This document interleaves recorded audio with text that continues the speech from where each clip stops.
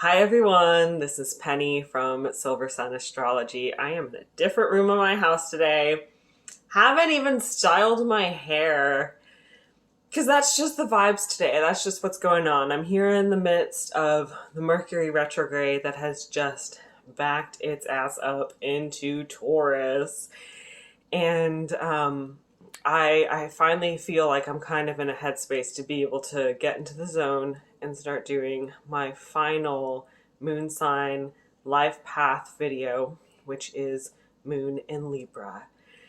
If you are interested in learning more about the emotions of Moon in Libra and how they cope with those and how they experience those, I have a separate video for that, which I will link below. I've already done every single moon sign aside from Moon in Libra, so you can check out any one you're interested in. And this is my last one here. So, Moon in Libra is difficult to analyze. And the big reason why they're so difficult to analyze is because they try to keep things light. They try to keep things fairly surface level. And they don't really like ruffling feathers, but they know that underneath, deep down with what's inside of them, there's so much fuel and so much energy for that feather ruffling to potentially happen. They know it's there. They know it. There just needs to be some digging into what's going on internally with everyone. And then all of a sudden, a fight can potentially break out. They like to try to be peacekeepers. They oftentimes try to keep quiet or try to keep things a little more civil, but they know that there's a lot more going on under the surface. And I think that's part of the reason why they often push themselves to a point where things are so repressed. And what's interesting is in the astrology community, I don't hear a lot of people talking about Moon in Libra having repressed emotions. You know, we normally talk about Moon in Scorpio doing that, or Moon in Capricorn doing that, or even, Moon in Cancer, maybe Moon in Pisces. We talk about a lot of other people doing that, but we don't really talk about Moon in Libra because I think, it being such a sign of harmony, we assume that emotions are easier for them, which is inaccurate. Well, I'm here today to kind of analyze, what might have happened in the Moon in Libra person's childhood that, led them to feeling the way that they do, but then also having some of the, life purpose that they have. And if you want to know more about your life purpose and you want to have me read more into that for you as an individual, I have something called a Divine Purpose Report on my website, which is meant to help connect you to your divine purpose, which is a lifelong process. We're always learning more about that. Always, always, always. So for Moon in Libra, in my experience, they all seem like they have siblings. Some of them are even twins. Of course, this is not the only type of person who can ever be a twin or have a twin, but a lot of them, they have siblings, and they seem to have this kind of complex in their family, where their parents in some way or that family atmosphere made them feel like they had to compete. Their family might have been kind of quiet, kind of reclusive and private, very private, and not wanting to make their business public, but also wanting to give a good image to the public, to any passerbyers who may be looking, who may be seeing. So there was a certain sense of needing to compete with others, probably specifically competing with siblings, and being able to always put your best foot forward or show your best face, your best version of yourself, and look civil, look respectable, look dignified, that kind of thing, which is part of what perpetuates the whole need to suppress emotions there. And I feel like within this competing, a lot of times when we think of competing, we think of loud, fiery energy, very flamboyant. But this specific type of competing, I feel like, was metaphorically like a silent contest. Is that what you call it? When you're trying to see who can be quiet for the longest. That's the type of competing you likely had in your family. And basically the person who caused the least amount of trouble In some sense, you felt like you would win if you caused less trouble than what others were causing. And you might have had some siblings that were more rambunctious, more chaotic, some people around you in your life who did stuff like that, but you kind of took it within yourself to see that and see that that, in your opinion, wasn't a good way to be, and you'd rather be a little bit more quiet. But then something about that, you also started to have a hard time confronting the way you were feeling about certain things because you didn't know of an appropriate way to express it. Maybe it seemed like there was no appropriate way because basically this is just a worldwide thing. Anytime someone expresses like any kind of emotional inconvenience, any kind of dismay, internal pain, anything like that, it is an inconvenience to other people. And you were someone, you wanted to be convenient. You didn't want to be the troublemaker, the person causing the problems. So you aimed to be somewhat agreeable for that reason. And you may have even looked to other people as an outlet for how you were feeling. Like it was only okay to express your emotions if someone else brought it up first. And if someone else was able to see how you were feeling, or someone else was able to explain how you were feeling for you. And that might have even been scary at times, just waiting to see if someone else was going to respect the way you felt and, bring it up in a way that wasn't a personal attack, bring it up in a way that allowed you to feel like you were doing the right thing and you weren't stepping out of line and you weren't doing anything that was going to cause any trouble for anyone else.